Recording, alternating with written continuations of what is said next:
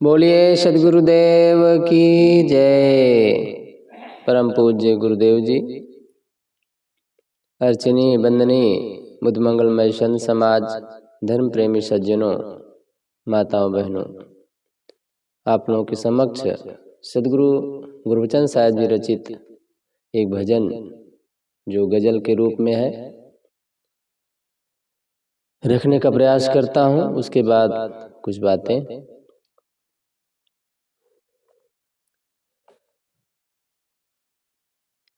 गुरुमूरते गति चंद्रमा, सेवक नयन चकोर। अष्टपहर निरखत रहूं, गुरुमूरत की ओर, गुरुमूरत की ओर। अगर तेरा गुरुवर सहारा न होता, तो दुनिया में कोई हमारा न होता। अगर तेरा गुरुवर सहारा न होता, तो दुनिया में कोई हमारा न होता। न जाने जहाँ में कहाँ बहके जाता, न जाने जहाँ में कहाँ बहके जाता। प्रभु आपने जो संभारा न होता। अगर तेरा गुरुवर सहारा न होता, तो दुनिया में कोई हमारा न होता। कभी जिंदगी में नहीं चैन मिलते, प्रभु बंद आँखें हमारी न खुलती। कभी जिंदगी में नहीं चैन मिलते, प्रभु बंद आँखें हमारी न खुलती। तेरे ज्ञान का जो उजाला न होता, तो दुनिया में कोई हमारा न होता। अगर तेरा गुरुवर सहारा न होता, तो दुनिया में कोई हमारा न होता। बड़ा ही कठिन था ये जग में संभलना, बड़े होती मुश्किल भंवर से निकलना। बड़ा ही कठिन था ये जग में संभलना, बड़े होती मुश्किल भंवर से निकलना। अगर ये तुम्हारा इशारा न होता, तो दुनिया में कोई हमारा न होता। तो दुनिया में कोई हमारा न होता। हाँ, सदा जान मुश्किल में रहते फंसे, न मिलती मंजिल न आती हंसी। सदा जान मुश्किल में रहते फंसे, न मिलती मंजिल न आती हंसी।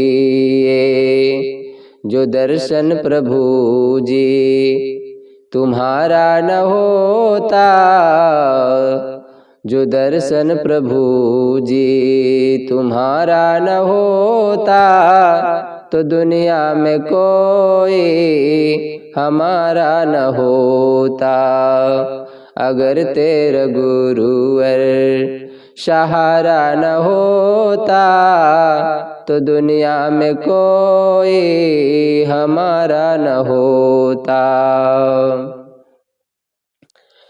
कभी बुद्धि का बंद ताला न खुलता, कहीं गुरु वचन प्यार आदर न मिलता। कभी बुद्धि का बंद ताला न खुलता, कहीं गुरु वचन प्यार आदर न मिलता। अगर जिंदगी ये संवारा न होता, तो दुनिया में कोई हमारा न होता। तो दुनिया में कोई हमारा न होता। न जाने जहाँ में कहाँ बाके जाता, न जाने जहाँ में कहाँ बाके जाता। प्रभु आपने जो संभारा न होता। अगर तेरा गुरुवर सहारा न होता, तो दुनिया में कोई हमारा न होता।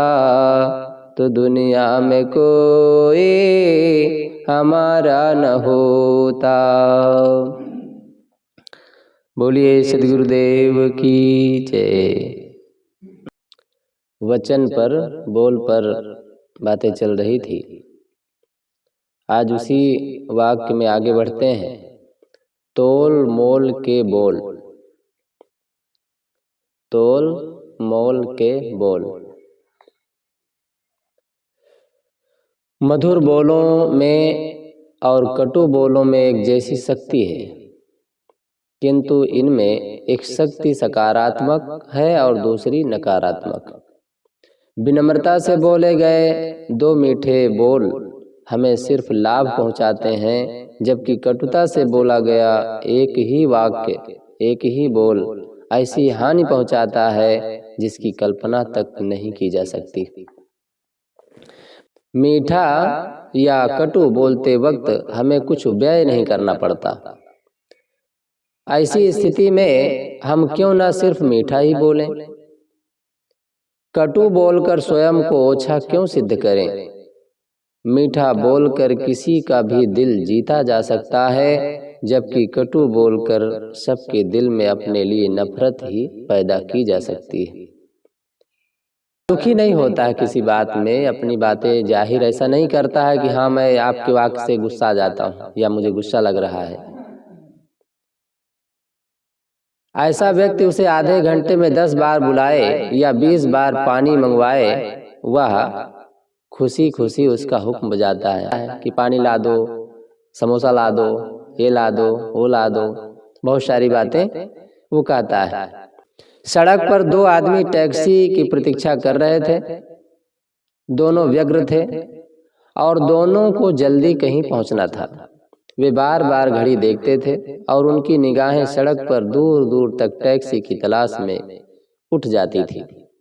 तभी एक टैक्सी आती हुई नजर आई तो दोनों ने राहत की सांस ली। टैक्सी पास पहुंची तो दोनों ने हाथ उठाकर ड्राइवर को रुकने का इशारा किया। रुकते ही दोनों टैक्सी की ओर लपटे। एक ने झुंझला कर कहा, 1 घंटे से खड़ा टैक्सी का इंतजार कर रहा हूँ, पता नहीं सारे टैक्सी वाले कहाँ मर गए हैं। तुम ही थोड़ा जल्दी आ जाते तो क्या बिगड़ जाता। चलो जल्दी दरवाजा खोलो। टैक्सी या ऑटो ड्राइवरों को लोग प्रायः वह आदर सम्मान नहीं देते जिसके वे हकदार होते हैं, परंतु यह नहीं भूलना चाहिए कि जन सामान्य से जुड़े इस प्रकार के लोग प्रशंसा के 2 बोल सुनकर जीवन भर आपको भूल नहीं पाते। कितनी बड़ी बात है। अक्सर हमारा वाक्य टैक्सी वालों के लिए या और भी लोगों के लिए कुछ ऐसे होते हैं कि अरे क्या है। धनी लोग तो अक्सर ऐसा समझ, जैसे जूता टाँकने वाला सिलने वाले को बहुत अच्छा नहीं मानते लोग, है ना। उसके सामने बस धर देंगे जूता, ले इसको ऐसे कर, साफ कर दे। मैंने ऐसे कुछ वाक्यों का प्रयोग करेंगे कि उसको उलझन होती है। पैसा तो ले लेता है मतलब भर।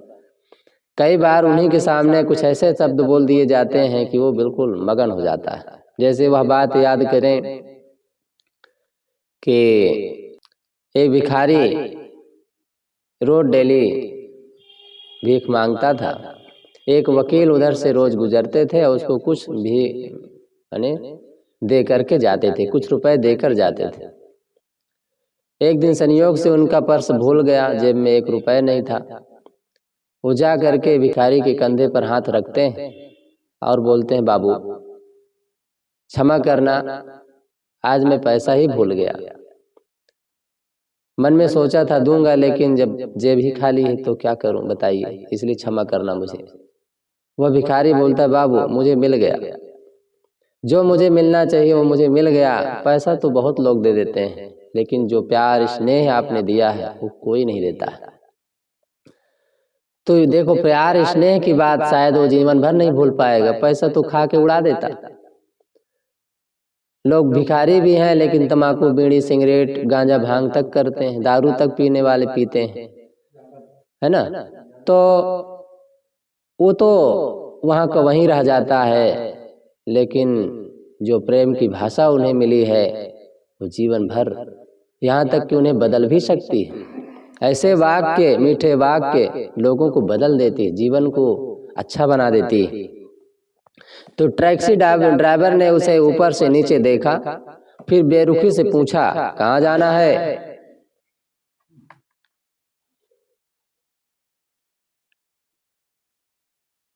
Saint Joseph hospital. सॉरी, मैं वहां नहीं जा सकता। क्या? तू कैसा ड्राइवर है? तुझे पता नहीं पैसेंजर को इनकार करेगा तो तेरा लाइसेंस कैंसिल हो सकता है। मेरी पत्नी पीड़ा से तड़प रही है, उसे किसी समय भी डिलीवरी हो सकती है। उसका हॉस्पिटल से फोन आया था, मेरा जल्दी से जल्दी वहां पहुंचना बहुत जरूरी है। तू क्या तेरा बाप भी चलने के लिए इनकार नहीं कर सकता? वरना मैं तेरा लाइसेंस कैंसिल करवा दूंगा। ड्राइवर ने कोई जवाब नहीं दिया। दूसरे आदमी से पूछा, आपको कहाँ जाना है? दूसरा आदमी मुस्कुरा कर बोला, मेरी बात छोड़िए, इनका काम जरूरी है, आप इन्हें हॉस्पिटल ले जाइए। पहला आदमी गुर्रा कर बोला, आपको मेरी सिफारिश करने की जरूरत नहीं है। ये टैक्सी वाला खुद को समझता क्या है? ये वहीं जाएगा जहां मैं कहूँगा। इसे मना करने का कोई अधिकार नहीं है। टैक्सी चलाने के लाइसेंस पैसेंजर की सुविधा के लिए मिलता है, मनमानी करने के लिए नहीं। दूसरे आदमी ने ड्राइवर से दोबारा विनम्रता से कहा, देखिए, इनका जल्दी हॉस्पिटल पहुंचना बहुत जरूरी है, आपको इनकी मजबूरी समझनी चाहिए। इनका हॉस्पिटल में इंतजार किया जा रहा है। ड्राइवर ने पूछा, आप यह बताइए आपको जाना कहाँ है? दूसरा आदमी बोला, मेरा काम जरूरी नहीं है, मुझे तो अगला दरवाजा खोलकर कहा, आइए बैठिए, मैं आपको इंकांड ली पिक्चर पैलेस तक ले चलता हूँ। मैंने आपसे कहा ना कि मेरा जाना बहुत जरूरी नहीं है, आप मेहरबानी करके इन्हें ले जाइए प्लीज। ड्राइवर मुस्कुराकर बोला, ठीक है, आप कहते हैं तो इन्हें भी ले चलता हूँ, आप बैठिए। दूसरा आदमी भी अगली सीट पर बैठ गया। ड्राइवर ने पिछला दरवाजा खोलकर पहले आदमी से कहा, बैठो। पहला आदमी गुस्से से बोला, अरे वाह, यह कैसे हो सकता है? टैक्सी पहले मैंने रोकी थी, मैं आगे जाऊंगा, मैं अकेला जाऊंगा। मेरी मर्जी के बगैर तूने दूसरे पैसेंजर को कैसे बिठा लिया? चल तू उतर। मैं किसी दूसरे को अपने साथ नहीं ले जाना चाहता, चल जल्दी बाहर निकल। टैक्सी ड्राइवर ने बगल में बैठे आदमी को देखा, फिर मुस्कुराकर बोला, आपकी सिफारिश पर इसे बिठा रहा था, अब आपका क्या फैसला है? दूसरे आदमी ने बाहर खड़े आदमी को हिकारत से देखा, फिर ड्राइवर को देखकर हंस पड़ा। बोला, मेरा विचार है आपका फैसला ही उचित है। या दया के योग्य नहीं है। ड्राइवर ने पिछला दरवाजा बंद किया और टैक्सी स्टार्ट कर अगले पल ही वहां से दूर निकल गया। यह दृष्टांत से स्पष्ट है कि कटु बोलने का क्या परिणाम होता है। कटु व्यक्तियों से किसी अन्य की हानि नहीं होती, सिर्फ कटु बोलने वाले को ही कुपरिणाम भोगने पड़ते हैं। यह सच है कि टैक्सी ड्राइवर को पैसेंजर की सेवा के लिए लाइसेंस दिया जाता है और पैसेंजर जहां जाना चाहे उसे वहां पहुंचाना ड्राइवर का कर्तव्य है। यह ड्राइवर भी जानता है और पैसेंजर भी कि यदि इस कर्तव्य का पालन नहीं किया गया तो लाइसेंस रद्द हो सकता है, किंतु पैसेंजर बदतमीजी से पेश आए तो सारे कर्तव्य ताक पर धरे रह जाते हैं। याद रखिए, कोई व्यक्ति किसी से जबरदस्ती कर्तव्य पालन नहीं करवा सकता, जबकि विनम्रता से कहे गए 2 मीठे शब्द बोलकर किसी से कुछ भी करवाया जा सकता है, चाहे उसका कर्तव्य हो या ना हो। व्यावसायिक प्रतिष्ठानों में भी जो मालिक विनम्र होता है और कर्मचारियों से सभ्य ढंग से बोलता है, उसके यहाँ ज्यादा काम व उत्पादन होता है। कर्मचारी उसका काम मन लगाकर करते हैं, उत्पादन का लक्ष्य समय पर पूरा करते हैं। कभी बड़ा ऑर्डर आ गया तो दिन रात एक करके माल समय पर सप्लाई करते हैं। ऐसे व्यावसायिक परिसरों में हड़ताल जैसी घटनाएं नहीं होती। मालिक और कर्मचारियों में हमेशा मधुर संबंध बने रहते हैं। जाहिर है, जहां सौहार्दता होगी वहां उत्पादन ज्यादा होगा। इसके विपरीत जो मालिक कर्मचारियों के सिर पर खड़ा होकर काम लेता है और डांट डपट कर काम करवाता है, वह अपने उद्देश्य में कभी कामयाब नहीं होता। मालिक की कटुक्तियां सुनकर कर्मचारी उसका भला नहीं चाहते। कोई भी काम करवाना हो किसी से, अगर उनको हम कटु बोलेंगे तो कहाँ करेगा। पहली बात तो कटु बोलने से काम होता नहीं है, अपना नुकसान जरूर हो जाता है, काम तो नहीं होगा, क्योंकि जिससे हम काम लेना चाहते हैं वो करेगा ही नहीं। हाँ, हमारा वाक गड़बड़ हो जाएगा, हमारी जुबान गड़बड़ हो जाएगी, हमारा स्वभाव गड़बड़ हो जाएगा और हमारे अंदर जो एक प्रकार से परेशानी पैदा होगी उसको दूसरा क्या करेगा। आदमी अपने स्वभाव से ही तो दुखी है। कहा जाता है आज अभाव से लोग नहीं दुखी हैं, अपने स्वभाव से दुखी हैं। सबके पास सब कुछ है, पर स्वभाव अगर उनका सही नहीं है तो सब कुछ का होना बेकार हो जाता है, किसी काम का नहीं रह जाता। इसलिए सब कुछ होते हुए भी स्वभाव का अच्छा होना बहुत जरूरी है। स्वभाव अगर अच्छा है तो उसके पास कुछ नहीं है तब भी वो खुश रहता है, सुखी रहता है, शांति से सोता है। और स्वभाव अच्छा नहीं है तो वह कितनों उसके पास भरा पड़ा हो, वो दुखी ही रहेगा, उलझा ही रहेगा। ऐसे व्यावसायिक परिसरों में कर्मचारियों द्वारा हड़तालें करना आम बात है। मालिक और कर्मचारियों में हमेशा तू मैं होती है। ऐसी स्थिति में सामान्य उत्पादन भी समय पर नहीं होता। कंपनी बड़े ऑर्डर पाने की कल्पना कैसे कर सकती है। बड़ों की बात जाने दीजिए, छोटा से छोटा बच्चा भी जानता है कि कौन सम्मान का पात्र है और कौन घृणा का पात्र,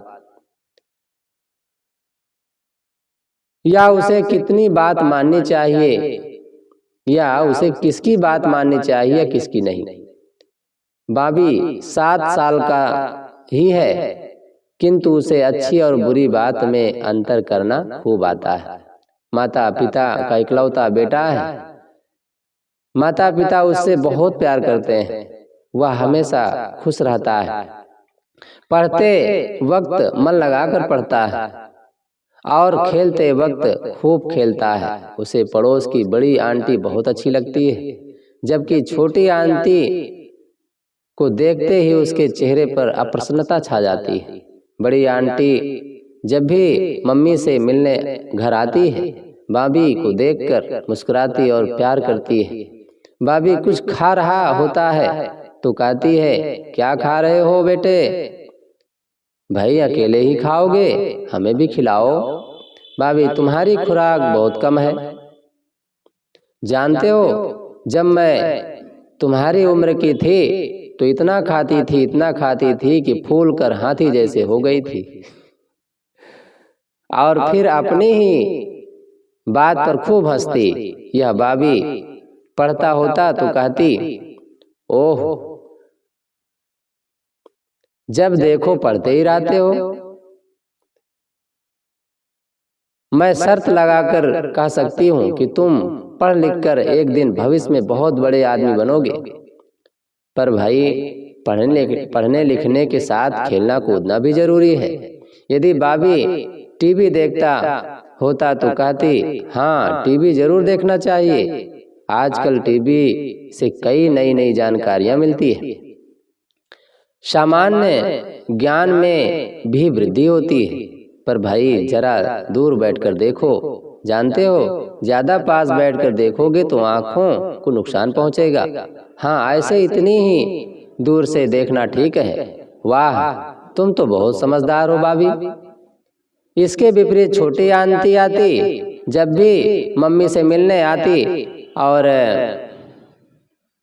इसके विपरीत छोटी आंटी जब भी मम्मी से मिलने आती और भाभी को टीवी देखते हुए देख लेती तो चिढ़ कर कहती, लगता है इस लड़के को जैसे कोई काम ही नहीं है।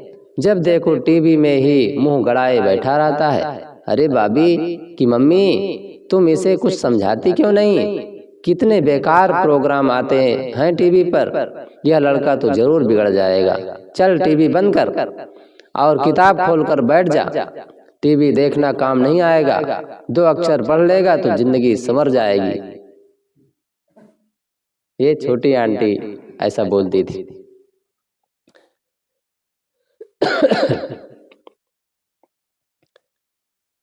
एक ही बात को अलग अलग अंदाज में कहा जा सकता है। यदि बच्चे को उलाहना देना है तो कटु वचनों का सहारा न लें। कोमल मन भी अच्छे बुरे में अंतर करने में सक्षम होता है।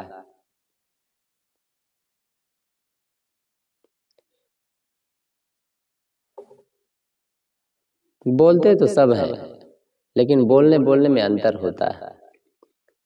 एक बोल करके अपना बना लेता है और एक बोल करके पराया बना लेता है।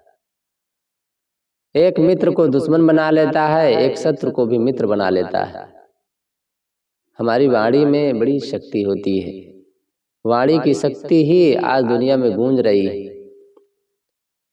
चेहरे से कोई नहीं किसी को पहचानता, उसकी वाणी से उसे पहचानता है, उसके स्वभाव से उसे पहचानता है। चेहरा तो एक माध्यम है। उस चेहरे को पुलिस को ज्यादा जरूरत होती है छानबीन करने के लिए। लेकिन अगर जीवन में कुछ ऊंचा करके दिखाना है अथवा देखना है तो वाणी उसमें खास माध्यम है। अगर वाणी या स्वभाव हमारा अच्छा है तो दुनिया में अपने आप नाम भी होगा, काम भी होगा। और नाम काम हो या ना हो पर अपना जो मन है ना बड़ा खुश रहता है। और स्वभाव में अगर गड़बड़ी आती है तो कहीं न कहीं गड़बड़ होता ही है, दुख आता ही है।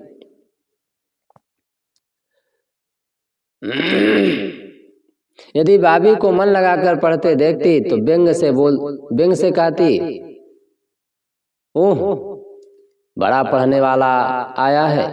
अरे पढ़ भी रहा है या पढ़ने का नाटक कर रहा है? जैसे तू पढ़ रहा है ना ऐसी पढ़ाई नहीं होती। खूब मन लगाकर पढ़ना पड़ता है। भाभी की मम्मी तुमने तो लड़के को अपने लाड प्यार से बिगाड़ दिया है। मुझे नहीं लगता कि यह जिंदगी में कुछ बन पाएगा। यदि भाभी कुछ खा रहा होता तो मुंह बनाकर कहती, तेरे जैसा पेटू लड़का मैंने कहीं नहीं देखा, हमेशा खाता रहता है। अरे इतना खाएगा तो दिमाग ठस हो जाएगा। पेटू लड़के दिमाग का काम कभी नहीं कर पाते, बस उन्हें हमेशा खाने की पड़ी रहती है। भाभी की मम्मी, क्यों इस लड़के का भविष्य चौपट करती हो? इसके खाने पीने का कंट्रोल रखो, वरना बहुत पछताओगी। हालांकि छोटी आंटी बहुत सुंदर थी, किंतु भाभी को बदसूरत चुड़ैल से कम नजर नहीं आती थी। कभी भाभी को पानी लाने को कहती तो वह बेमन से उसके पास पानी लाता, जबकि बड़ी आंटी के लिए बिना कहे ही वह दौड़कर फ्रिज के पास जा पहुंचता और उसके लिए शरबत का गिलास भर कर लाता। सच तो यह है कि मीठे अंदाज में बोलने वाले को बदले में सदैव मीठा शरबत ही पीने को मिलता है, जबकि कटु अंदाज में बोलने वाला सादे पानी को भी तरसता रह जाता है। मीठे अंदाज में बोलने वाला प्रसन्न रहता है, वह न किसी से ईर्ष्या करता है और न क्रोधित होता है। अपने काम को रुचिपूर्वक करता है। दूसरों की मदद करते हुए उसे आत्मसंतोष की अनुभूति होती है। दूसरे भी उसकी मदद करते हुए खुश होते हैं। वह जानता है कि यदि दूसरे से कटु वचन नहीं सुनने हैं तो उसे सबके साथ हमेशा मीठे अंदाज में बोलना चाहिए। मीठे अंदाज में बोलने का ही नतीजा है कि वह समाज में प्रतिष्ठित और सम्मानित होता है। यदि उसे किसी का आचरण अच्छा नहीं लगता तो ऐसी हालत में भी वह कटुक्ति का सहारा नहीं लेता। वह नसीहत भी देता है तो लगता है मानो मित्रवत परामर्श दे रहा है। कटु अंदाज में बोलने वाले का चेहरा भी कटु और खिन्न होता है। वह ईर्ष्यालु होता है और सबकी आलोचना करना ही उसका एकमात्र ध्येय होता है। कोई व्यक्ति अपने लक्ष्य में सफल हो जाए तो कटु बोलने वाले से वह आशा रखना व्यर्थ है कि वह उसे श्रेय देगा। इसके बजाय वह सरेआम कहता फिरेगा कि उसमें सफलता पाने का कोई गुण है ही नहीं।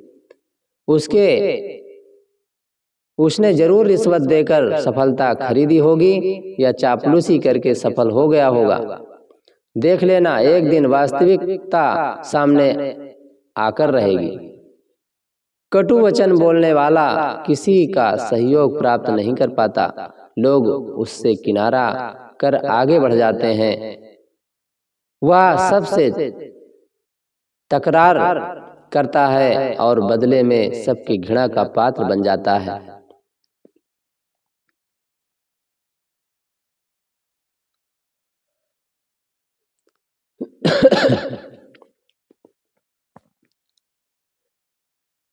कटु बोलने वाला दुखी होता है। कहा जाता है कि एक व्यक्ति कुछ मेढकों में मीटिंग हुई। एक पर्वत पर चढ़ने की बात थी, तो चढ़ना शुरू हुआ। चढ़ने लगे, चढ़ते चढ़ते कोई गिर जाता, थोड़ी दूर में ही गिर जाता। एक ऐसा मेढक था जो चढ़ रहा था, बड़ी तेजी से चढ़ रहा था और चढ़ता ही जा रहा था। और नीचे मेढक चिल्ला रहे थे, अरे उतर आओ, गिर जाओगे, मर जाओगे, तुम्हारी टांगे टूट जाएगी, नीचे आ जाओ, गिरोगे तो पता चलेगा। बहुत सारी बातें बोल रहे थे, लेकिन वो सुन ही नहीं रहा था, बस चढ़ता जा रहा था, चढ़ता जा रहा था। अंतिम में चढ़ कर कितना खुश हुआ, इतना मगन हुआ कि वाह, मैं सफल हो गया। ऐसा क्यों हुआ मालूम है? ऐसा इसलिए हुआ कि वो बहरा था। वो सुना ही नहीं किसी की बात को, बस बढ़ता ही गया।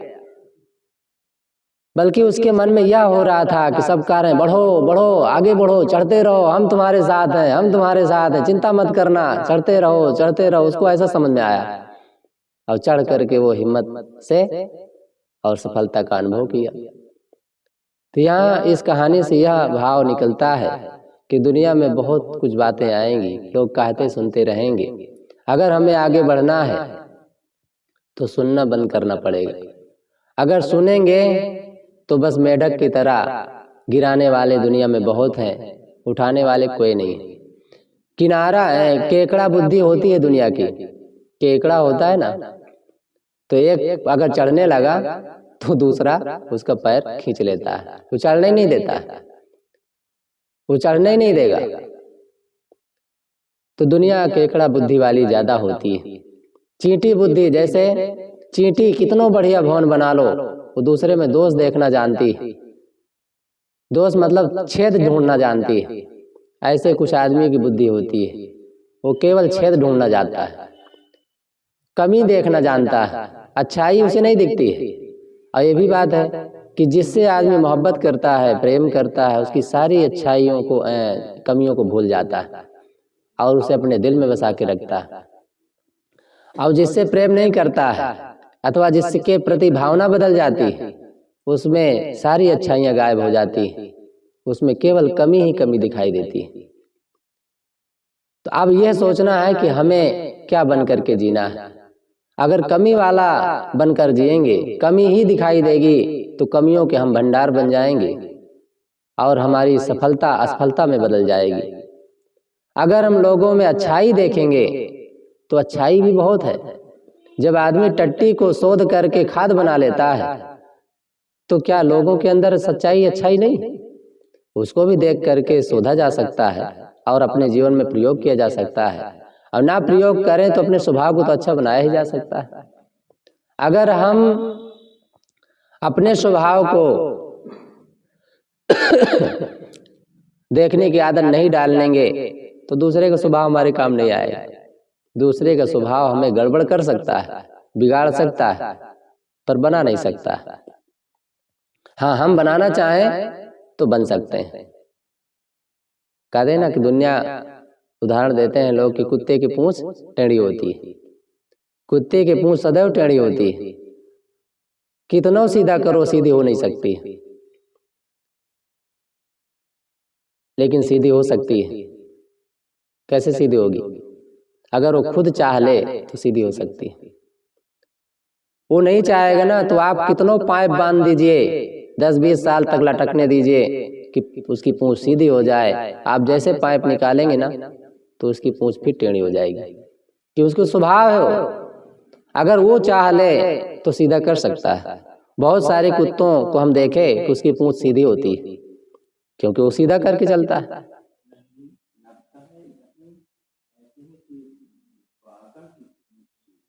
अब चाहे जैसे हो, लेकिन कुत्ता तो है ही है ना। तो पागल हो चाहे जैसा हो, लेकिन अगर उस खुद चाह ले तो टेढ़ा कर सकता है, खुद चाह ले सीधा कर सकता है, उसके ऊपर है। कुत्ता का पूंछ अगर वो चाह ले तो सीधा हो सकता है, क्या नहीं हो सकता? उसी का हाथ है, उसी का पूंछ है, वो चाहे जैसे करे। लेकिन पूंछ की अक्सर स्वाभाविक वो उसमें होता है कि वो माने मुड़ी जाता है। लेकिन यहाँ कह सकते हैं क्योंकि उसका पूंछ है, उसकी पूंछ है, वो हमसे कहने नहीं आएगा हम सीधा करेंगे टेढ़ा करेंगे। लेकिन यहाँ उदाहरण के तहत कहा जाता है कि अगर वो चाह ले तो सीधी कर सकते, नहीं कर सकता।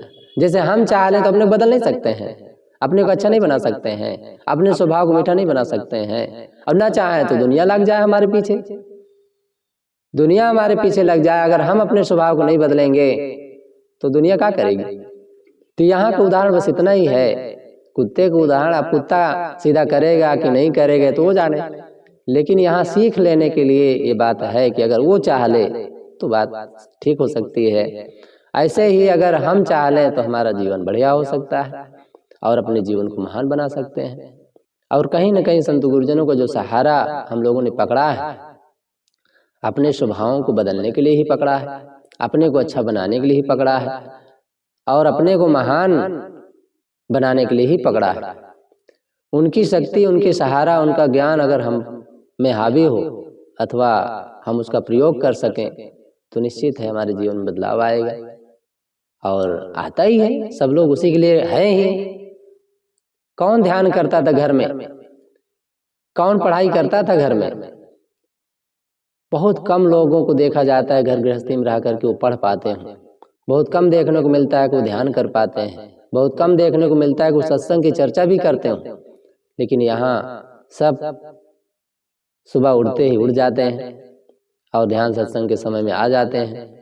ये विशेषता ही है। घर के सारे नियम को तोड़ करके संतों के नियम को अपनाया गया अपना करके अपने जीवन को बदलने का संकल्प एक प्रकार से लिया गया, तो निश्चित है एक दिन बदलेगा। वो उदाहरण अक्सर संतों से सुना जाता है कि लगा रो बनिया ढुका रो चोर। अगर बनिया लगा रहता है तो एक दिन धनी हो जाता है, चोर ढुका रहता है तो कहीं न कहीं दांव लग ही जाता है। अगर हम लगे रहेंगे, संतों के सहारा पकड़े रखेंगे, तो निश्चित है उसमें सफलता मिलेगी। यहीं पर अपनी वाणी को विराम देते हैं। एक भजन है सरल। झेने झेने बेने चदरिया, झेने झेने बेने चदरी, आ झेने झेने बेने चदरिया, जे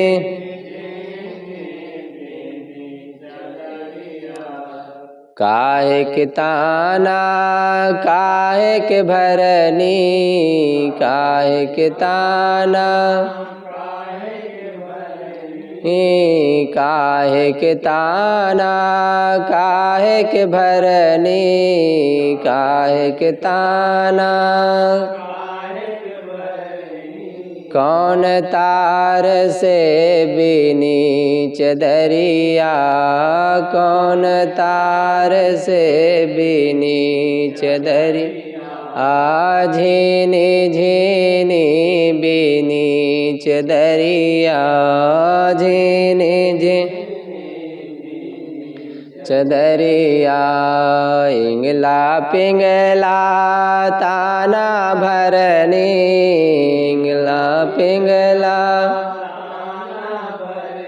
इंगला पिंगला ताना भरनी, इंगला पिंगला ताना भर, सुषमन तार से बीनी चदरिया, सुषमन तार से बीनी या, झीनी झीनी बीनी चदरिया, झीनी झीनी बीनी चदर, अष्ट कमल दल चरखा डोले, अष्ट कमल दल चरखा डोले, अष्ट कमल दल चरखा डोले, अष्ट कमल दल चरखा डोले, पांच तत्व गुण तीनी चदरिया, पांच चदरिया, झेने झेने बीनी चदरिया, झेने झेने बीनी चदरिया, साईं को बिनत मास 10 लागे, साईं को बिनत लागे, साईं को बिनत मास 10 लागे, साईं को बिनत मास 10 ठोक ठोक के बीनी चदरिया, ठोक ठोक के बीनी, आ झेने झेने बीनी चदरिया, झेने चदरिया, झेने झेने बीनी चदरिया, झेने या, सो चादर सुर नर मुनि ओढ़ी, सो चादर सुर ओढ़ के मैली कीन्ही चदरिया, ओढ़ के मैली कीन्ही चदर, झेने झेने बीनी चदरिया, झेने झेने बीनी चदरिया, झेने झेने बीनी चदरिया, दरिया दास कबीर जतन से ओढ़ी, दास कबीर रे दास कबीर जतन से ओढ़ी, दास कबीर जतन से ज्यों के त्यों धर दीनी चदरिया, ज्यों के त्यों धर दीनी चदरी, जेने जेने बेने चदरिया, जेने जेने बेने चदरिया, जेने जेने बेने चदरिया, जेने। बोलिए सद्गुरुदेव की जय। वंदन है गुरुदेव तुमको, वंदन